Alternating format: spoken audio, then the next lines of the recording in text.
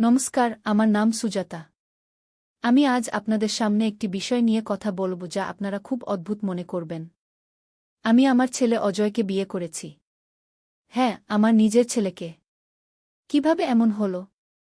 সবকিছু শুরু হল ৫ মাস আগে। অজয়ের বয়স তখন ২৪, আমার ৪১। স্বামীর মৃত্যুর পর থেকে আমরা দুজন একসাথে থাকি। অজয় সেদিন অফিস থেকে ফিরে এসে আমার সামনে বসল, তার মুখে একটা অদ্ভুত চাপা উত্তেজনা। মা, আমি তোমার সাথে একটা বিষয় নিয়ে কথা বলতে চাই। কি অজয়? মা, আমি তোমাকে ভালোবাসি। আমি হাসলাম। আমিও তো তোকে ভালোবাসি বাবা। না মা, আমি তোমাকে ভালোবাসি একজন পুরুষ হিসেবে, একজন নারীকে। আমি তোমাকে আমার স্ত্রী হিসেবে চাই। আমার হাত থেকে কাপ পড়ে গেল, চায়ের ছিটে লাগলো আমার শাড়িতে। অজয়, তুই কি বলছিস? এটা অস্বাভাবিক। এটা পাপ। অজয় আমার হাত ধরল। মা, পাপ পুণ্য মানুষের তৈরি ধারণা। আমি শুধু জানি আমি তোমাকে ভালোবাসি। তোমাকে আমার জীবনসঙ্গী করতে চাই। আমি হাত ছাড়িয়ে নিলাম। না অজয়, এটা সম্ভব না। সেদিন রাতে আমি ঘুমাতে পারিনি। বিছানায় শুয়ে চিন্তা করছিলাম। আমার ছেলে আমাকে বিয়ে করতে চায়। কি করে এটা সম্ভব? কিন্তু আমার মনের কোথায় যেন একটা ক্ষীণ আলো জ্বলছিল, যা আমাকে বলছিল, এতে কি দোষ যদি দুজন মনে প্রাণে একে অপরকে ভালোবাসে? পরদিন সকালে অজয় আমার ঘরে এলো। মা, আমি কাল রাতে সিদ্ধান্ত নিয়েছি। আমি চলে যাচ্ছি। আমি আর তোমাকে কষ্ট দিতে চাই না। আমি দেখলাম অজয়ের ব্যাগ গুছানো। আমার বুকে যেন একটা ধাক্কা লাগল। আমি উঠে দাঁড়ালাম। অজয়, দাঁড়াও। সে থমকে দাঁড়াল, তার চোখে প্রশ্ন। আমি তার কাছে গেলাম, কিন্তু কি বলব বুঝতে পারছিলাম না। হঠাৎ অজয়ের চোখে চোখ পড়তেই আমি চমকে উঠলাম। তার চোখে ঠিক সেই চাহনি। সেই চাহনি যে চাহনি দিয়ে তার বাবা আমার দিকে তাকাত। কিন্তু না, এটা অসম্ভব। অজয়, তুই মনে করছিস তুই আমাকে ভালোবাসিস, কিন্তু এটা স্বাভাবিক নয়। এটা অজয় আমার কথা শেষ হওয়ার আগেই বলে উঠল, মা, আমি জানি তুমি কি ভাবছ। কিন্তু আমার একটা কথা শোনো। সবকিছু তোমাকে বলার সময় এসেছে। অজয় তার ব্যাগ থেকে একটা পুরনো খাতা বের করল। এটা বাবার ডায়েরি। আমি এটা তার মৃত্যুর পর পেয়েছিলাম, কিন্তু এতদিন পড়ার সাহস পাইনি। ৩ দিন আগে আমি এটা পড়েছি এবং তার কণ্ঠে একটা অদ্ভুত দৃঢ়তা ফুটে উঠল, মা, আমি তোমার ছেলে নই। আমি বিস্ময়ে হতবাক হয়ে গেলাম। কি বলছিস তুই? পাগল হয়ে গেছিস? না মা, এই ডায়েরিতে বাবা লিখেছেন যে আমি আসলে তার ছোট ভাইজের ছেলে। তার নাম ছিল অমল। তিনি এবং তার স্ত্রী দুর্ঘটনায় মারা যান, আর আমি তখন মাত্র ২ বছরের শিশু। বাবা এবং তুমি আমাকে নিজেদের সন্তান হিসেবে মানুষ করেছ। কিন্তু আমি তোমার রক্তের সম্পর্কের ছেলে নই মা। আমি তোমার ভাগনে। আমি অবাক হয়ে ডায়েরির দিকে তাকালাম। রাজীব, আমার স্বামী এত বড় সত্য আমার থেকে লুকিয়ে রেখেছিলেন। দেখাও। আমি ডায়েরিটা নিয়ে পাতা উল্টাতে লাগলাম। আমি প্রায় উন্মাদের মতো পাতার পর পাতা পড়ে যেতে লাগলাম। হ্যাঁ, এটা রাজীবের হাতের লেখা। তিনি লিখেছেন কিভাবে তার ছোট ভাই অমল আর বোমা মনিকা কার দুর্ঘটনায় মারা গেলেন, কিভাবে তিনি আর আমি তাদের শিশুপুত্র অজয়কে নিজেদের সন্তান হিসেবে লালনপালন করার সিদ্ধান্ত নিলাম। কিন্তু আমি কিভাবে এই ঘটনা ভুলে গেলাম? আমি ধীরে ধীরে সোফায় বসে পড়লাম, আমার মাথা ঘুরছিল। কিন্তু আমার তো মনে নেই। মা, অজয় আমার পাশে বসল। ডায়েরিতে বাবা লিখেছেন যে সেই দুর্ঘটনার সময় তুমিও সেখানে ছিলে। তুমি মাথায় আঘাত পেয়েছিলে এবং কিছুদিন হাসপাতালে ছিলে। ডাক্তাররা বলেছিলেন যে তোমার স্মৃতিতে কিছু ক্ষতি হয়েছে। বাবা তোমাকে কখনো সত্য বলেননি, কারণ তিনি ভেবেছিলেন এটা তোমার জন্য ভালো হবে। আমি বারবার মাথা নাড়তে লাগলাম। না, এটা হতে পারে না। আমি তোকে ৯ মাস গর্ভে ধারণ করেছি। আমি তোর জন্ম দিয়েছি। অজয় চুপ করে রইল। তারপর ধীরে ধীরে বলল, ডায়েরিতে বাবা লিখেছেন যে তোমার একটি সন্তান হয়েছিল, কিন্তু সে জন্মের পরই মারা যায়। সেটা আমার জন্মের মাত্র ২ মাস আগের ঘটনা। আর তারপরেই সেই দুর্ঘটনা ঘটে, যেখানে আমার বাবা মা মারা যান। বাবা লিখেছেন তোমার মানসিক অবস্থা এতটাই খারাপ ছিল যে তুমি তোমার সন্তানের মৃত্যু মেনে নিতে পারছিলে না। এবং সেই সময় দুর্ঘটনার পর আমি অনাথ হয়ে যাই। বাবা সিদ্ধান্ত নেন যে তুমি আমাকে তোমার সন্তান হিসেবে লালন-পালন করবে এবং তিনি কখনো তোমাকে সত্য বলবেন না গি। আমি হতবাক হয়ে সোফায় বসে রইলাম। অজয়ের কথাগুলো আমার মাথার মধ্যে গুঞ্জন করে ফিরতে লাগল। হঠাৎ আমার মনে পড়ল, ডাক্তাররা আমাকে বলেছিলেন যে আমার জীবনের কিছু ঘটনা আমি হয়তো কখনো মনে করতে পারব না। আমি সবসময় ভেবেছি যে সেগুলো ছোটখাটো ঘটনা, তুচ্ছ স্মৃতি। কিন্তু এত বড় একটা সত্য! আমি বিশ্বাস করতে পারছি না, আমি ফিসফিস করে বললাম। মা, আমিও প্রথমে বিশ্বাস করতে পারিনি। কিন্তু এটাই সত্য। অজয় আমার হাত ধরল। এবং এই সত্য জানার পর আমি বুঝতে পেরেছি কেন আমি তোমার প্রতি এত আকর্ষিত বোধ করছি। কারণ তুমি আমার মা নও, তুমি আমার কাকিমা গু। আমি হঠাৎ কেঁদে ফেললাম। অজয় আমাকে জড়িয়ে ধরল। মা, তুমি সবসময় আমার মাই থাকবে, চাই আমরা রক্তের সম্পর্কে যাই হই না কেন। কিন্তু আমি এখন একজন প্রাপ্তবয়স্ক পুরুষ, এবং আমি জানি আমি তোমাকে কিভাবে ভালোবাসি। আমি ধীরে ধীরে অজয়ের আলিঙ্গন থেকে নিজেকে মুক্ত করলাম। অজয়, এটা সবকিছু বদলে দেয়। কিন্তু আমি তোকে ছোট্ট বাচ্চা থেকে মানুষ করেছি। তুই আমার কাছে সবসময় আমার ছেলেই থাকবি। অজয়ের মুখের হাসি মিলিয়ে গেল। আমি বুঝেছি, মা। আমি জানি এটা অস্বাভাবিক। আমি তোমাকে কষ্ট দিতে চাই না। আমি বরং চলে যাব। না, আমি দৃঢ়ভাবে বললাম। তুই কোথাও যাবি না। আমরা একসাথে এই সত্যটা মেনে নিয়ে সামনে এগিয়ে যাব। কিন্তু আমরা সবসময় মা ছেলেই থাকব, অজয়। অন্য কিছু নয় গে। অজয় মাথা নাড়ল। ঠিক আছে, মা। সেদিন রাতে আমি আবারও ঘুমাতে পারলাম না। রাজীবের ডায়েরি নিয়ে বসলাম আবার। আমি প্রতিটি পাতা মনোযোগ দিয়ে পড়তে লাগলাম। পাতার পর পাতা, প্রতিটি শব্দ। এবং তখনই আমি কিছু অদ্ভুত জিনিস লক্ষ্য করলাম। ডায়েরির কয়েকটি পাতা যেন অন্য কাগজের। হালকা ভিন্ন রঙের, হালকা ভিন্ন টেক্সচার। আমি ভালো করে পরীক্ষা করলাম। হ্যাঁ, এই পাতাগুলোতেই অমল, মনিকা আর তাদের শিশুপুত্র অজয়ের কথা লেখা ছিল। কিন্তু অন্য পাতাগুলোতে এদের কোনো উল্লেখ নেই। আমার হৃৎপিণ্ড যেন থেমে গেল। এগুলো তো, এই পাতাগুলো তো কেউ পরে জুড়ে দিয়েছে। এটা কি সত্যি রাজীবের লেখা? আমি সকাল পর্যন্ত অপেক্ষা করতে পারলাম না। অজয়ের ঘরে গিয়ে দরজা নক করলাম। অজয়, আমার সাথে কথা বলতে হবে, এখনই গি। অজয় দরজা খুলল, তার চোখে ঘুম জড়ানো। কি হয়েছে, মা? আমি তার হাতে ডায়েরিটা ধরিয়ে দিলাম। এই পাতাগুলো দেখ, আমি বললাম। এগুলো আসল পাতা নয়, এগুলো পরে জুড়ে দেওয়া হয়েছে। এই লেখাগুলো রাজীবের নয় গে। অজয় বিস্মিত হয়ে পাতাগুলো দেখল। কিন্তু কে এটা করবে? কেন? আমি জানি না, আমি বললাম।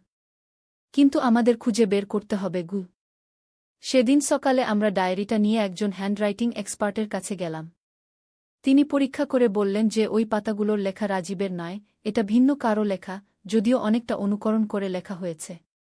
কিন্তু কে এটা করবে? অজয় বিভ্রান্ত কণ্ঠে বলল। আমাদের খুঁজে বের করতে হবে, আমি দৃঢ়তার সাথে বললাম। আমরা রাজীবের পুরনো কাগজপত্র, চিঠিপত্র সব ঘাঁটতে লাগলাম। অবশেষে আমরা একটা চিঠি পেলাম, যেটা রাজীবকে তার ছোট ভাই অমল পাঠিয়েছিল। চিঠিটা 10 বছর আগের। কিন্তু এর মানে তো গু। অজয়ের চোখ বিস্ফারিত হয়ে উঠল। হ্যাঁ, আমি বললাম। অমল 10 বছর আগেও বেঁচে ছিল। ডায়েরিতে লেখা ছিল যে সে আর মনিকা 22 বছর আগে মারা গেছে, যখন তুই 2 বছরের ছিলি গু। তাহলে ডায়েরির ওই অংশ সম্পূর্ণ মিথ্যা? অজয় বলল। মনে হচ্ছে তাই। কিন্তু কে, কেন এটা করবে? আমরা দুজন পরের কয়েকদিন ধরে রাজীবের জীবন সম্পর্কে যত তথ্য পাওয়া যায় সংগ্রহ করতে লাগলাম। আমরা জানতে পারলাম যে অমল এবং মনিকা আসলেই একটি দুর্ঘটনায় মারা গিয়েছিলেন, কিন্তু সেটা মাত্র 5 বছর আগে, রাজীবের মৃত্যুর ঠিক আগের বছর।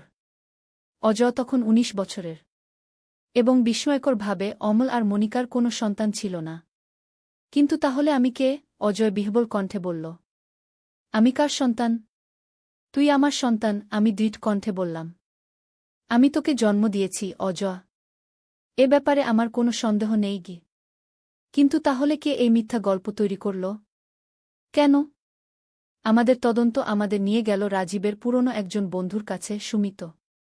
তিনি আমাদেরকে দেখে খুব অবাক হলেন। তোমরা দুজন একসাথে এসেছ? অদ্ভুত, তিনি বললেন। কেন? আমি বিস্মিত হয়ে জিজ্ঞাসা করলাম।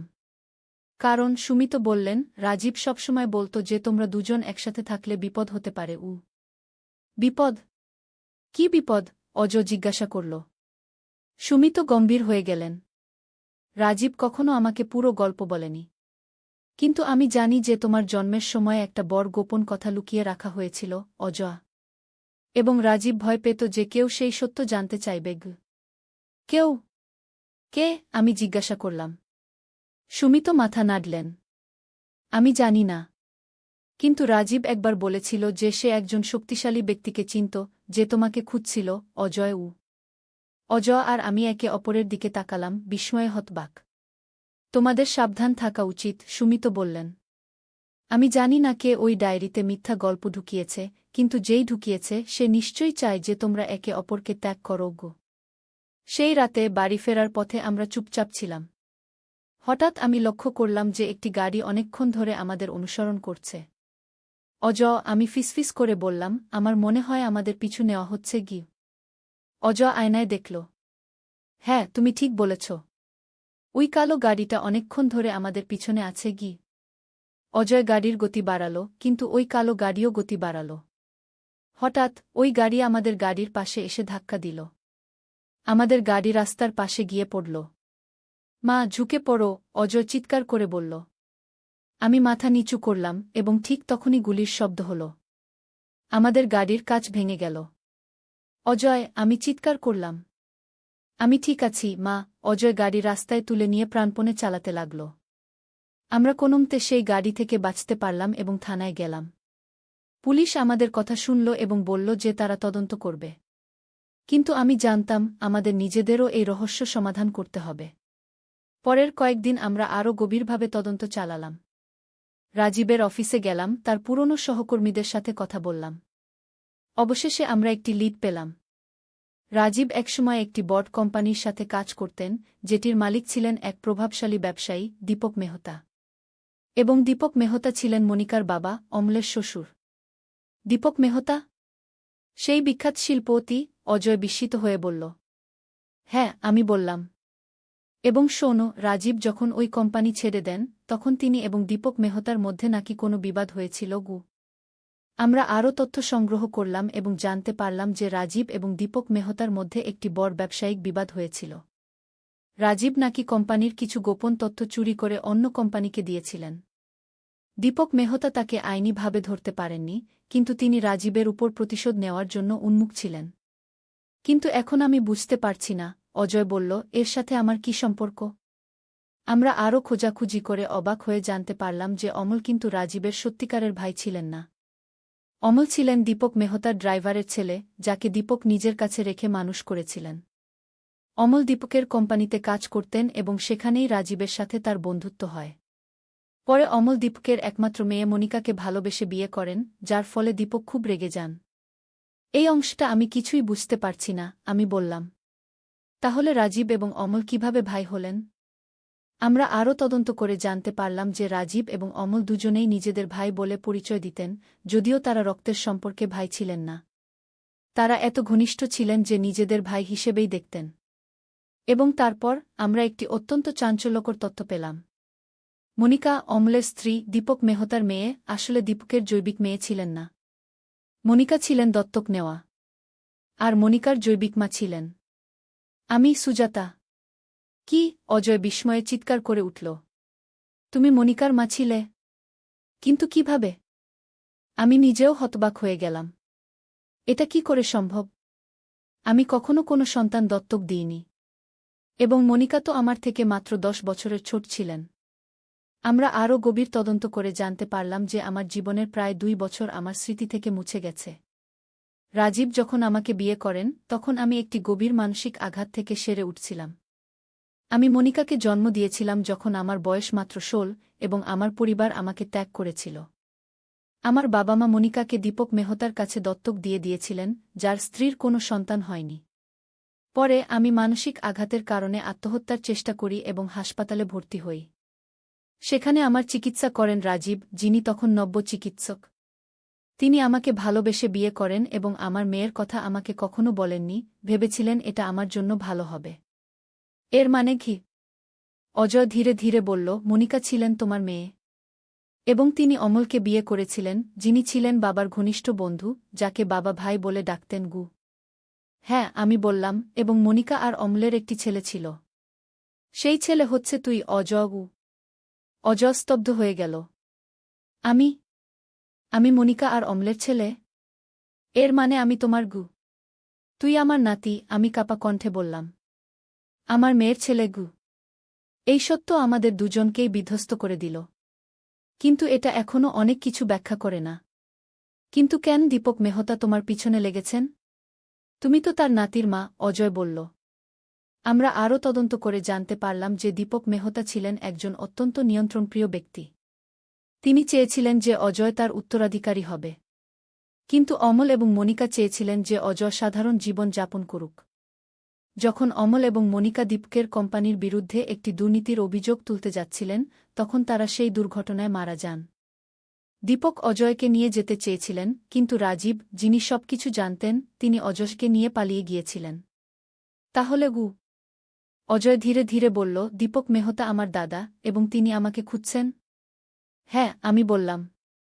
এবং এখন যখন রাজীব নেই, তিনি তোকে খুঁজে বের করেছেন গু।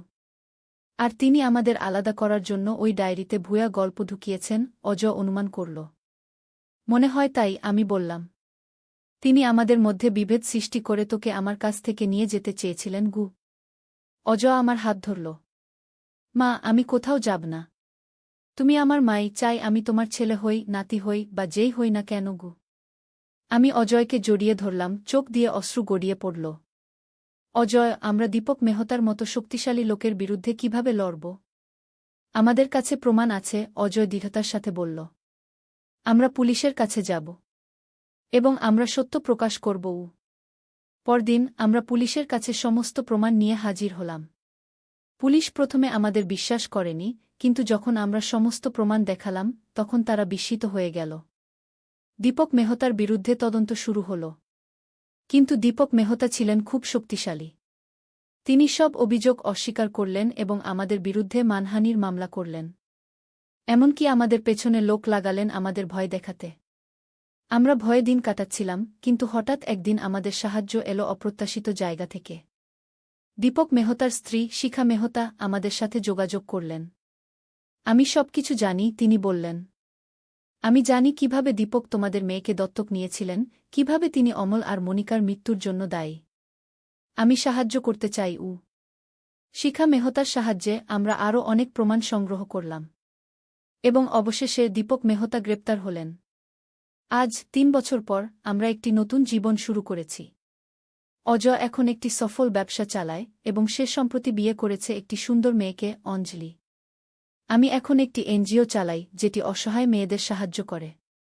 এবং আমাদের নতুন জীবনের সবচেয়ে বড় আনন্দ হল, অজয় এবং অঞ্জলির একটি সুন্দর মেয়ে হয়েছে, যার নাম রেখেছি মনিকা, আমার হারিয়ে যাওয়া মেয়ের নামে। আমাদের জীবনে অনেক দুঃখ ছিল, অনেক কষ্ট। কিন্তু এখন যখন ছোট্ট মনিকাকে কোলে নিয়ে বসি, আমি মনে করি সবই ঠিক হয়ে গেছে। আমাদের পরিবার আবার একত্রিত হয়েছে, অন্য রূপে হলেও। জীবনের রহস্য আর বাঁকানো পথের শেষ নেই। কিন্তু যদি আমরা সত্যের সাথে থাকি, ভালোবাসার সাথে থাকি, তাহলে শেষ পর্যন্ত আমরা ঠিক পথেই পৌঁছে যাই। আজ আমি সুজাতা, আর শুধু একজন মা নই, আমি একজন দাদি।